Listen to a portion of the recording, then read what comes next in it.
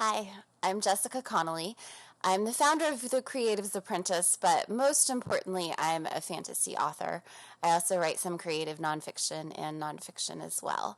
My business background is extensive. I'm a certified life coach and meditation teacher. I come from corporate backgrounds, but none of that really matters because what we're here to talk about is creative careers and those of us who are pursuing our dreams and looking to share what we create with the world, as well as make some money off of it while we're doing it. The reason I founded the Creative's Apprentice is because I saw my clients, I saw my friends, I saw people I looked up to in the industry hitting these huge career milestones, signing with agents, movie deals, book deals, all kinds of things. But people were still so stressed out and they weren't enjoying living their dream. They were just worried all the time. So I went out, I did some research, I did some learning. I lived the worrying, horrible way of having a creative career, and I realized there's a better way to do it. There has to be, because I've already been miserable doing things I don't love. So why would I be miserable doing something I love? So what I'm going to teach you today is I'm going to empower you mentally so you can enjoy your creative career. And we're going to talk about the most significant choice you will make, and that is how you choose to tackle your mindset. The mindset and how we choose to look at our career is the one thing you have complete control over for as long as you're alive. And by flipping around how you look at things, you can become the engine that drives your career as opposed to a reactive force waiting for the industry to respond to you. And that's what we're going to work on today, is empowering you and moving things forward so that you can go out and live your dream, and most importantly, enjoy living your dream as you inspire others, send your creativity out to change the world. And it's all going to start with the mindset issues. Here's the thing about mindset. It follows you around forever. You're going to encounter issues at every single stage of your career. So when we're uninitiated, we're new to the creative industry, just building our portfolio and learning the craft, a common thought that's going to pop up is, I'm doing this wrong, right? You've never done it before, so you feel like you're doing it wrong constantly. But even after you've moved a little bit farther and you're into the initiated stage, when you've cleared a few industry milestones, you've got a small portfolio, you're starting to refine your craft and really understand things, more issues are going to pop up, and they're going to sound something like, maybe I can do this, but maybe I can't do this. I see somebody else do it, but can I really do this? But here's the thing, even after you've been doing this for a while, maybe you've been working in the industry, you understand the business, you've got an extensive portfolio, you're established, you have a strong grasp of your craft. You'll think, I did that before, but can I do this again? Like, seriously? Like, I know I did it, but it was a fluke. It was a one-off. I'm an imposter, right? Those are all things that are going to crop up no matter what level you get to. And it doesn't matter if you're just starting out trying to get your first story published, or if you're at the top of your game and you've hit every single bestseller list and then there's some new door open to you that you've never walked through before. You're going to think, oh my gosh, can I really do this? And those common thoughts come up in all different forms, right? Sometimes it's going to be, I'm trying to be a writer. I could never do whatever the next big leap is. I wish I could, like they did it, but I wish I could do that, but I can't. I could never, I want to be a writer, not I am a writer, not owning it. I have no idea what I'm doing. That's one of my favorites because we often have no idea what we're doing. Why would anyone ever buy my book or my art or my project? My story isn't important. It's not going to do anything. I'm never going to get an agent or level up to the next stage. I don't know how to do this. Somebody already wrote a story or made a movie or did something just like mine. And all of these are variations of, I'm doing this wrong. Right? So every single one of these, no matter what language you're using to do it, whatever mindset chatter is happening in there, all of them are that feeling of, I'm doing something wrong. But here's the thing. Creative work is all about the unknown. Everything in your own lived experiences taps into a time, place, and space that no other person can unlock. Whatever you are creating, be it a story, be it music, be it art, you're probably creating a lot of things when you're creative. You're the only person who can unlock that.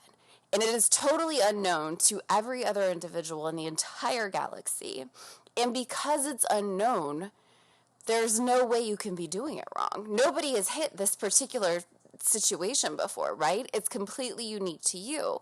And as we tackle the unknown in our craft, we get more comfortable living there, which is great, because the more comfortable we get in our work and the more the used to that we get to being in that like uncomfortable growth space where you don't know where the story is going, then that prepares you for the actual job and life of living as a creative, right? So we start being brave in our work, and then we get to be brave in our lives.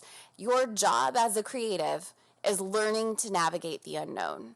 100%, that's your job. It's to do something that people haven't done before, and look at how people have done it before and springboard of it and off of it. Look at what they did and say, yes, and I like this about it, but I'm going to tweak it, make it my own way. That's your job, is to jump into the unknown. And if the unknown is unknown, that means you can't be doing it wrong, because nobody knows how to do it right. It is uncomfortable, I'm not going to lie. It's super uncomfortable. And I don't know, I mean, I've never known anyone, no matter how high they get in their career, where they rid themselves of that discomfort.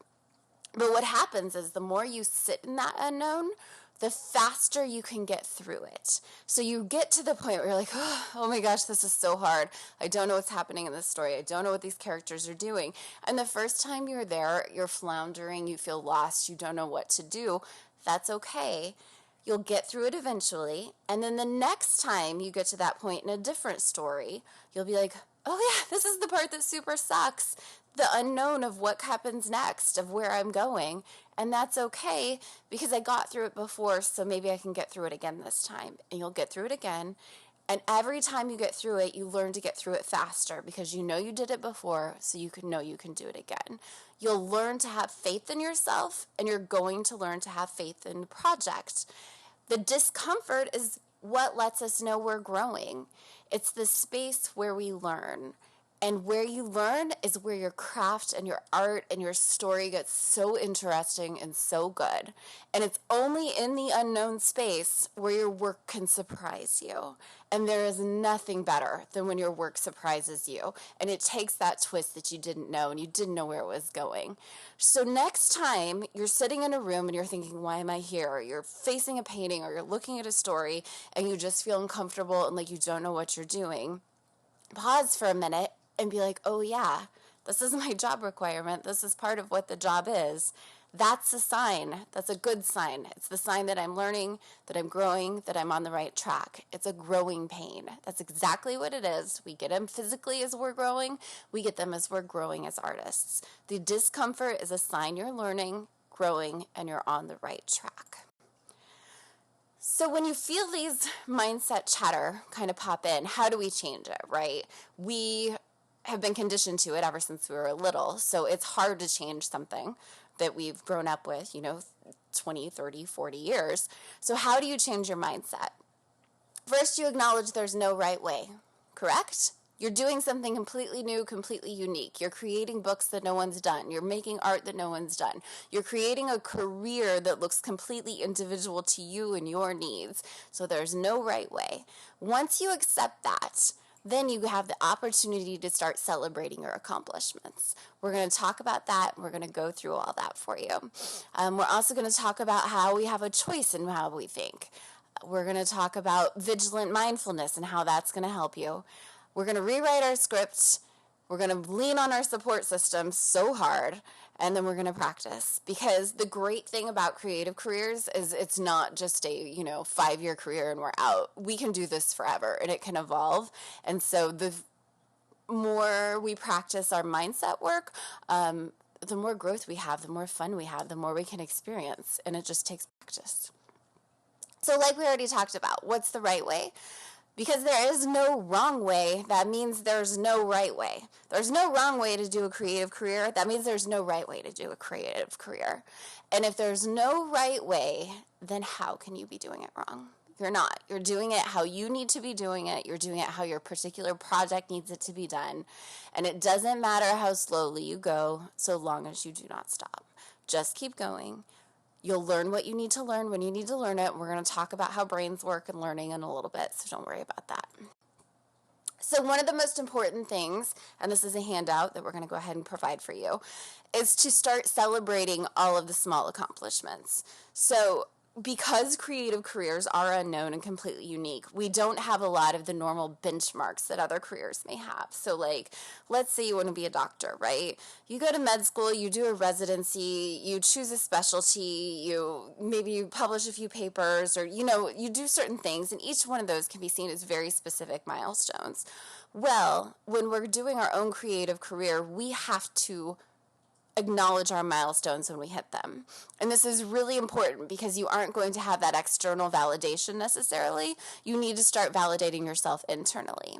And so a career accomplishments log is very simple. It's just something where you write the date down and then what you did. And maybe it's you queried your first agent for the first time. That's a huge milestone. Being brave enough to send your work out into the world, big milestone. Maybe you finished your first draft. That's a big milestone. Maybe you went to your first conference and you were terrified, but you wanted to meet other writers so that you could build your support system. Going to your first conference is a huge milestone. There are countless forms of milestones, and I love to hear about them. So if you ever want to share with us on Twitter or anything, please tell us about your milestones, because we want to celebrate with you. And what I do is every Friday, I make it my business day. And the first thing I do on my business day is I pull up my career accomplishment log and I write down what I did for the week. And so this week I will be writing down, I recorded a mindset class and I got in full hair and makeup, which I don't normally do. And I hopefully am getting ready to impact a lot of people. This is a milestone for me. And then there will be another one next week and another one next week. And it's just an ongoing document, because there are going to be times when it's hard, where you can't see how far you've come, and it's really nice to have a log to just go back and be like, oh yeah, remember when I was scared to walk into a room with other writers because I felt like I wasn't a writer? Or remember when I hadn't even been published yet? So celebrate your accomplishments, write them down, and then don't be scared to go back and look at them, because what you're doing is important and it deserves to be documented and celebrated. The next thing is we need to acknowledge that we have a choice in how we speak to ourselves. So all of that mind chatter that we went through on the early slide, that I don't know what I'm doing, why would somebody buy my art, all that kind of stuff, that voice is not you necessarily. That voice may be the conditioning of the society you grew up in, or the parents that you raised you, or the TV shows that you take in, right? Those voices aren't necessarily yours. And to decide what you want running around in your head is the biggest empowerment move you can make in your entire life. It's not just about your creative career. It's across the board. Is this my thought or is this somebody else's? And at first, it's disorienting to think, every thought in my head, is that mine? Is it not mine? So just acknowledge, that voice that came up that said, hey, are you good enough to record a video for something? That voice, be like, is that me talking, or is that something else? Is that my grandma who doesn't understand what videos do these days?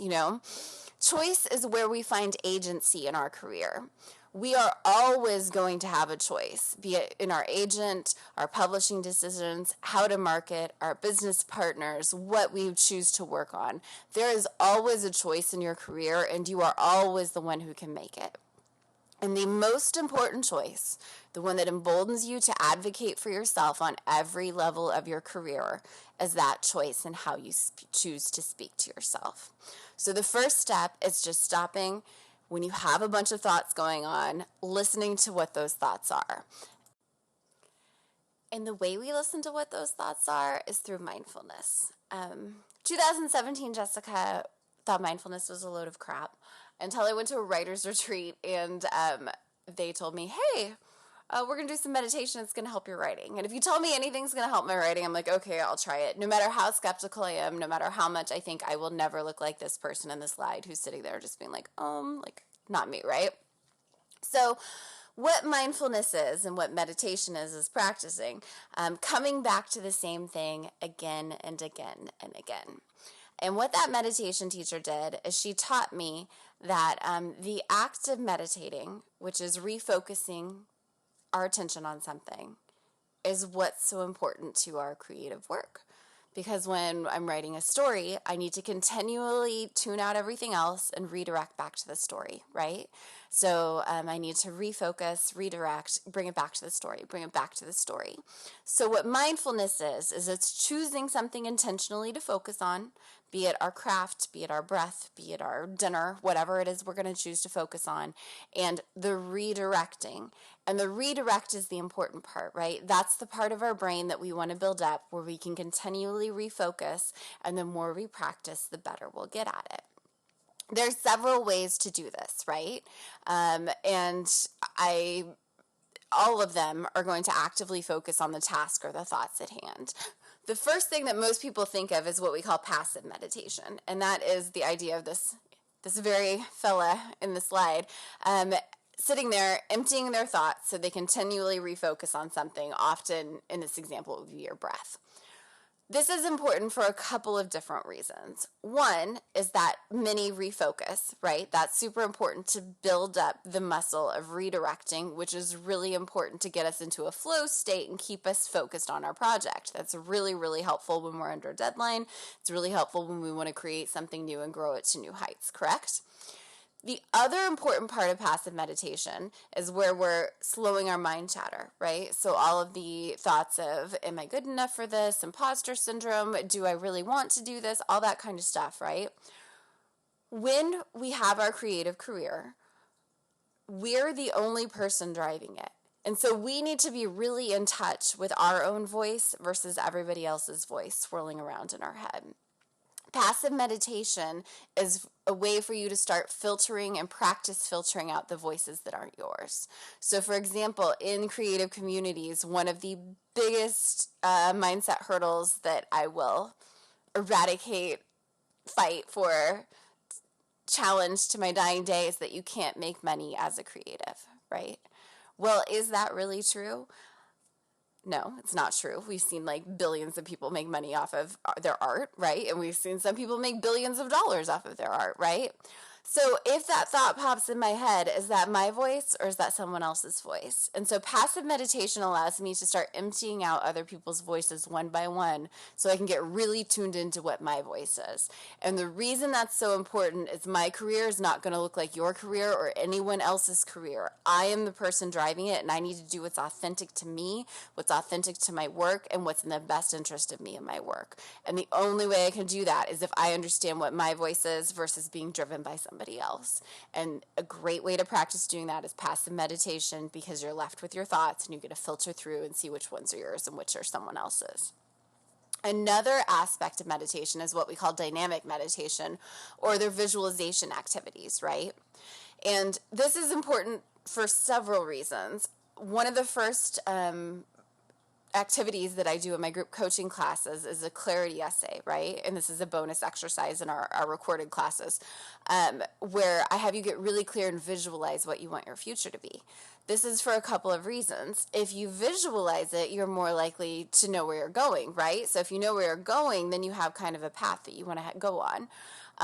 But also what's more important is you're telling your brain, this is where I want to go. And so your brain, all of the subconscious parts, your reticular activating system, starts looking for opportunities to make that happen, right? So if you aren't visualizing, if you're just coasting along, where does this going to take me? Where is it going to take me? It may take you someplace you never expected, which could be really cool, or you may end up very far off track. But if you choose to dynamically meditate, actively visualize, feel the emotions of going through the steps, then what you're doing is you're priming your brain to start looking for opportunities to get you to whatever that next level is. It doesn't mean your career is not going to surprise you. It doesn't mean that everything that you visualize is going to happen. But it primes you for opportunities, and it gets your brain firing to look for where you want to go next, right? It's like you're looking for you're on a road trip, and you're looking for the road signs for the gas station because you need gas, right? You aren't necessarily looking when you have a full tank, but then when you're like, ooh, I'm going to run out of gas, you start priming your brain's like, ooh, I need to look for gas station signs. This is a way of you being like, what signs do I need to look for? And then you will recognize those signs, and most importantly, by listening to your voice, which you now understand from the passive meditation, you'll have the courage to act on it, right? But I'm not going to lie. There's a big step from like sitting and oming for like 25 minutes a day. Most people can't do that at first. I couldn't do it at first. I started with 1 minute meditation exercises, building up over time. So there's many meditations, and what I like to work with my clients is Shirzad Sharamin's work through positive intelligence methodology. He does what he calls positive intelligence or PQ reps. What these are is they're 10-second mini meditations, and how you apply them is when you're in a state where you're feeling frantic energy, right? Your brain is just going mad. You're hearing all the voices of, I can't do this, I'm going to fail, this is never going to work. When all of that is going on, you realize this feeling, right? You recognize the feeling. And when you're in a feeling of reaction, which is normally that chaos state, it's hard for us to think wisely or to move forward in a way that is true to ourselves. So what he has you do is just a 10-second mini meditation. So for example, right now, just take 2 fingers and just rub your fingers together. And feel the fingertip ridges on your fingers. Feel every ridge from one finger to the next. And so it's calmed down that chatter that we had, and it's got you firmly in your body now, right? Let's try another one just in case that one didn't resonate for you. So your brain's going crazy. Maybe you're anxious because you're at a party or something, right? So this is one because I'm an introvert, so me doing things out in public, like events and things, is a lot. And so I'm anxious because I'm at a party. My brain's like, why am I here? What's going on? Who am I going to talk to? All that kind of stuff. So then I think, okay, this chaos energy isn't helping me. I'm not able to focus on what I need to be focusing on. Okay, can I find my toes? So just think, can you feel your toes? Wiggle your toes. All right. So now you're back in your body. What this is doing is it's building a little muscle in your brain.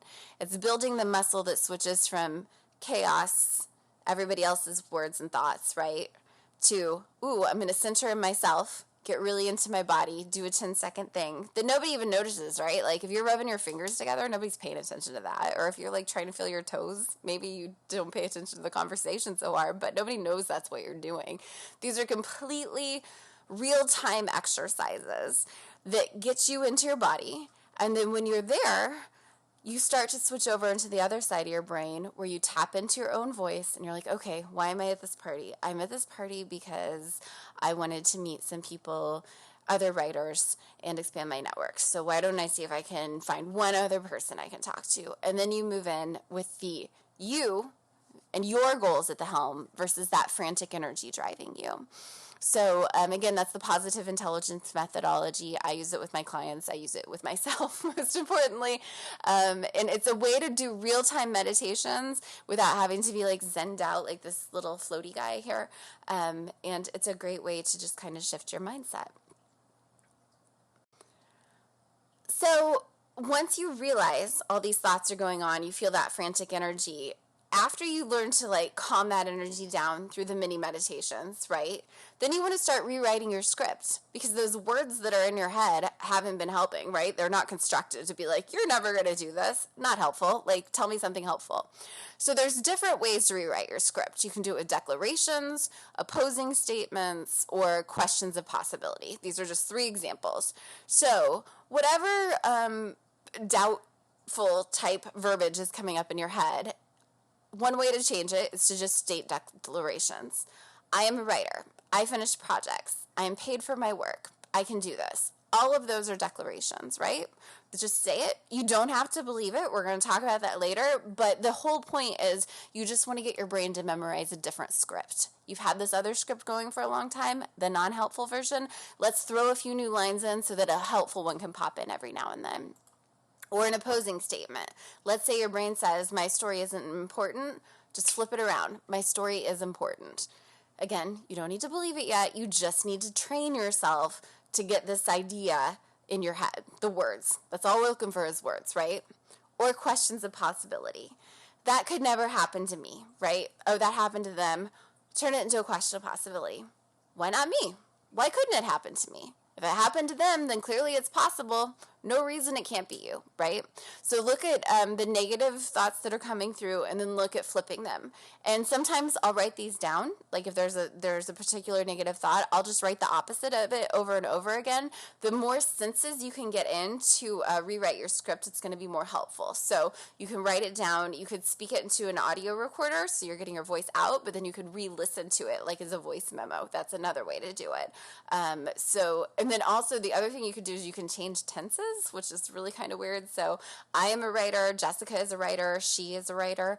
All of those things, get your brain looking at it in different ways. And what we're trying to do is get our brain out of those neural pathways that are so familiar to us, create some new ones. So you got to kind of do sneaky stuff sometimes, right?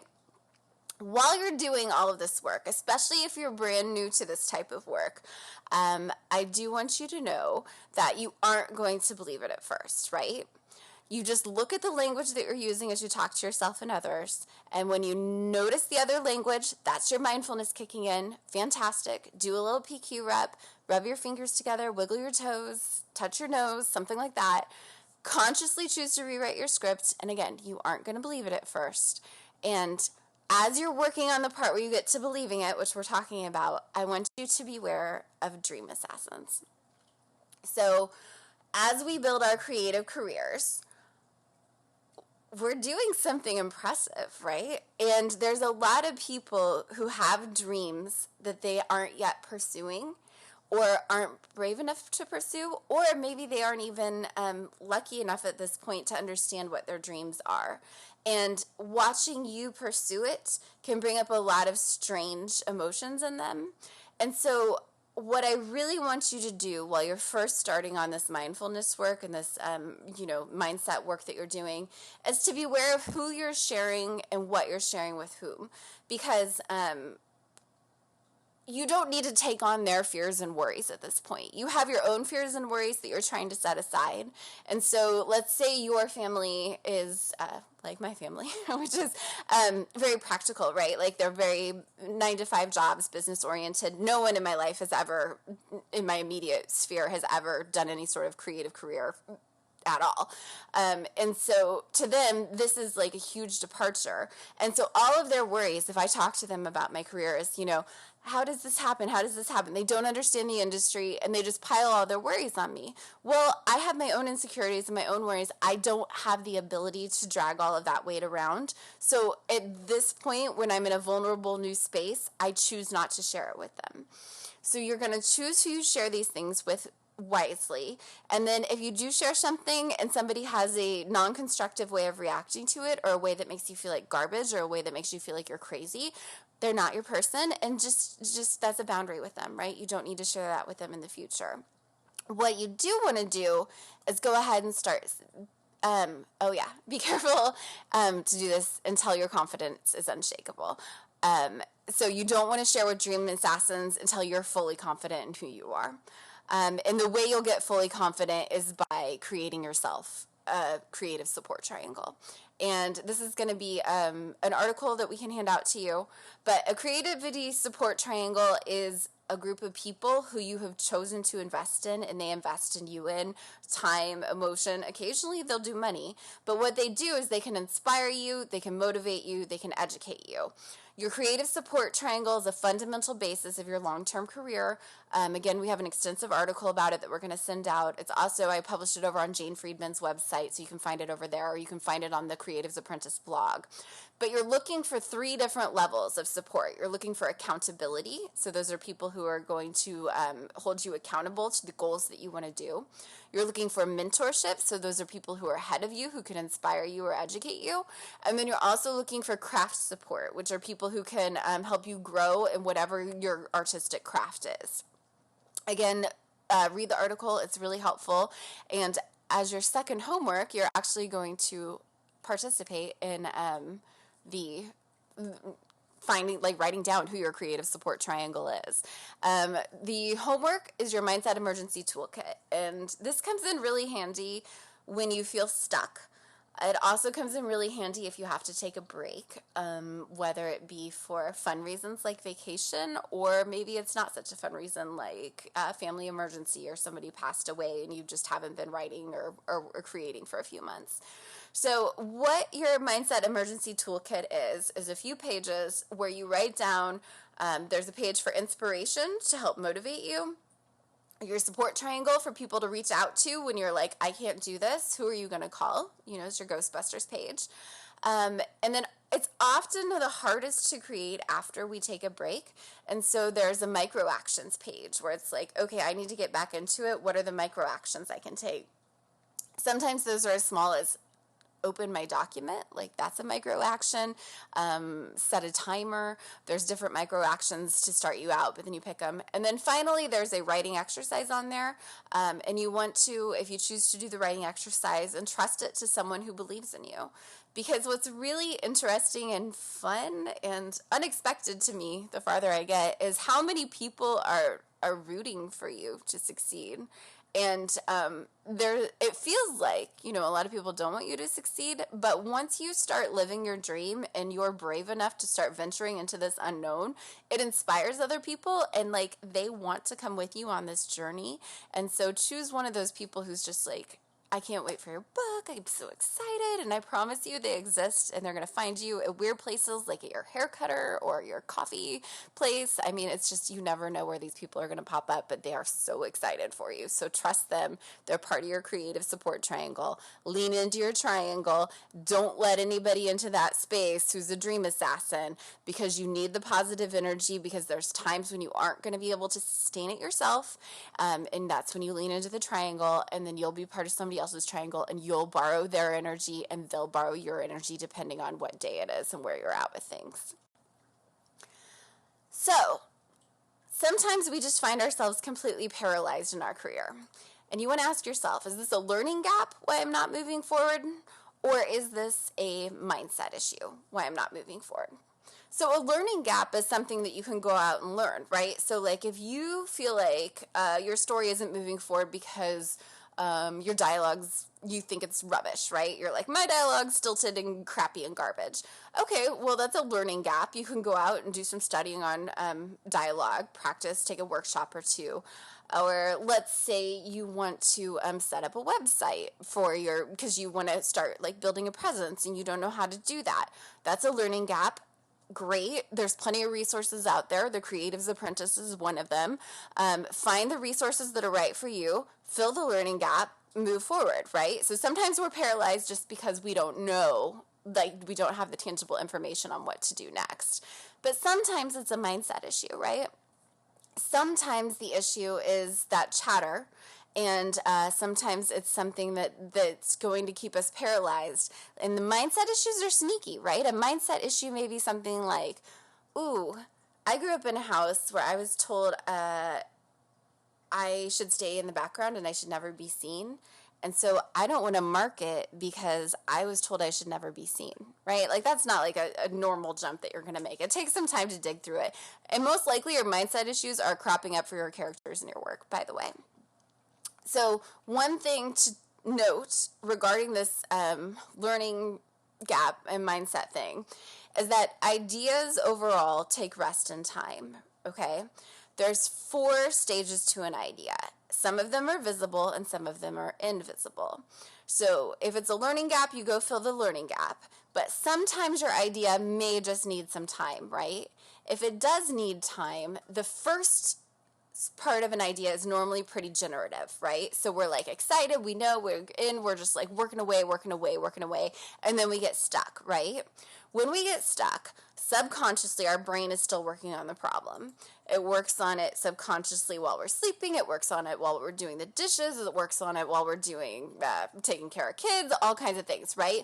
That reticular activating system that we were talking about, where it's looking for solutions to get you to your dream, it's also working on your story or your project or whatever isn't moving forward.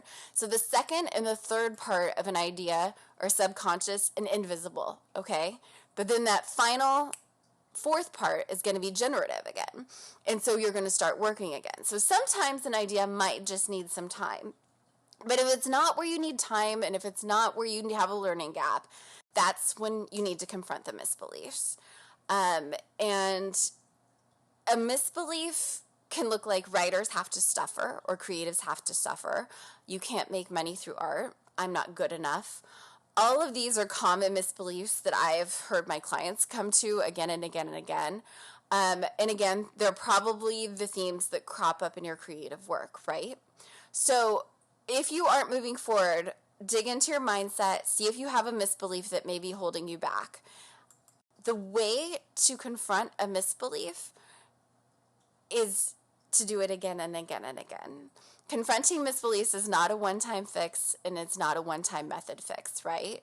But the thing about confronting a misbelief is it's uncomfortable, and you feel like you don't know what you're doing because you have to dig into the unknown again and again.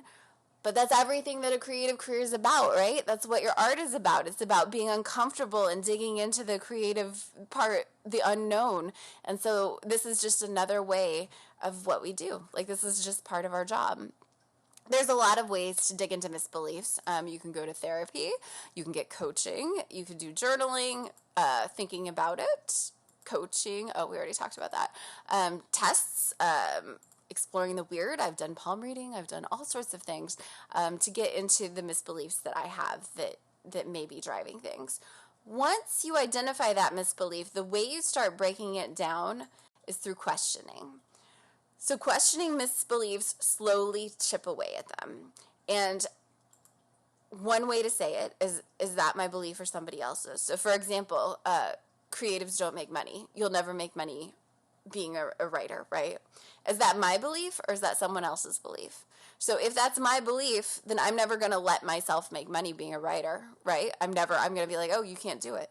Well, if you can't do it, then I won't do it. But if I just borrow that as someone else's for a while and I'm like, whew, doesn't serve me, then there's a chance for me to at least break that misbelief down and make money being a writer, right?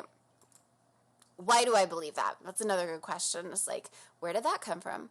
Oh, that came from my 6th grade English teacher. You don't know. I mean, like, this stuff comes from weird places, right? What else comes up?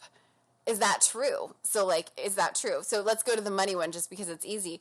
Is it true that you can't make money being a writer? No, it's not true. I mean, it is. You can make money being a writer. We've seen Stephen King do it. We've seen V.E. Schwab do it. We've seen countless people do it on many different levels. And if they did it, there's a chance you can do it. How is this belief serving me? So if there's something that's niggling in your mind, just being like, how is this serving me? Like, what is it helping me do? And if it's not helping you do something, then maybe it's time to let it go. Replace it with a declaration, statement of possibility, one of those things. Oh, it's going to take practice. It's going to take lots of practice of recognizing those voices. But over time, with practice, you can transmute paralyzing fear into generative excitement. And so that thing that was so scary and holding you back, instead of being that fear energy, right, that stops you, that fawn response, it can turn into generative energy that moves a project forward. And instead of being like, ooh, I don't know what happens next, it's like, ooh, I don't know what happens next. Like, let's see what happens next.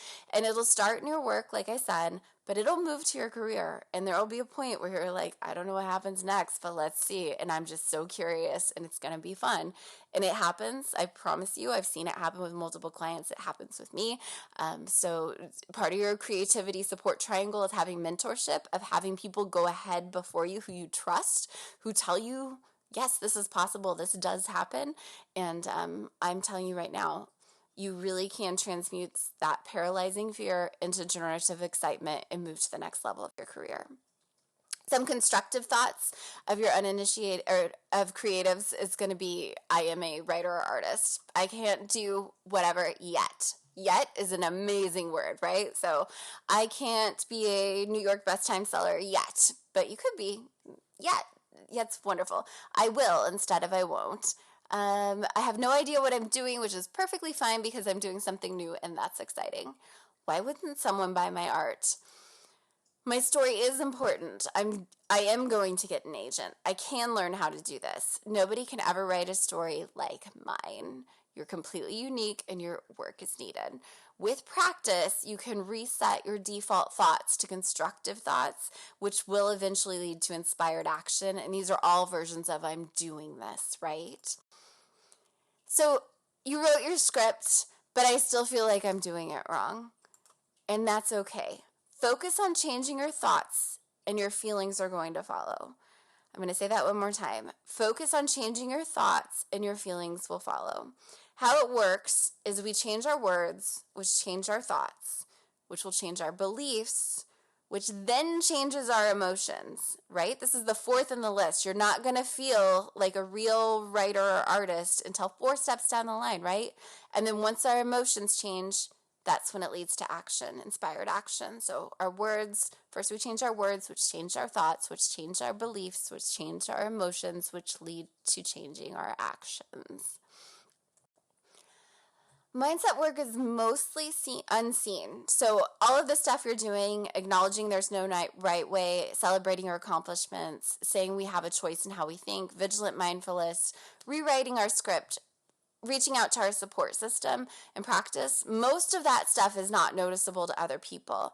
But you will recognize your success when you come across a situation that would previously have derailed you and you jump right back on track. Like if you get a rejection and it gives you a pause for 5 minutes or even inspires you to like send out your work again, that's how you know your mindset work is working, especially if previously you would have stopped working for weeks or maybe even months at a rejection, right? And rejection is part of this industry, and it's a part of every industry, actually. Rejection is just normal, but I promise you your work is needed out there, and we're going to give you an article on creative stewardship as well, because your work is needed and somebody needs it, and it's going to spark an idea that's going to lead to change in ways you can never foresee.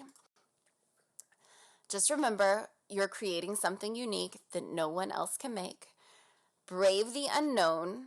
Bring your version of the unknown to reality. You're the only person who can do it. Your work is needed.